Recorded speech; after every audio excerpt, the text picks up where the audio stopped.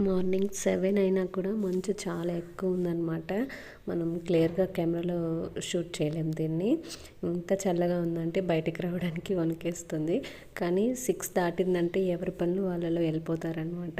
ఇంకా వేడివేడిగా నీళ్ళు కాంచింది స్నానానికి బాబుకి, నాకు అందరికీ. తర్వాత టిఫిన్ చేసేసి ఇడ్లీ, కారం అనమాట ఈరోజు. నేనైతే కారం దోస పోసుకున్నాను.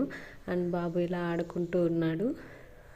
ఇడ్లీ బ్యాటర్ కలిపేసి ఇడ్లీ పెట్టేసాము. తర్వాత చట్నీ, అందులోకి కారం కూడా ఉంది.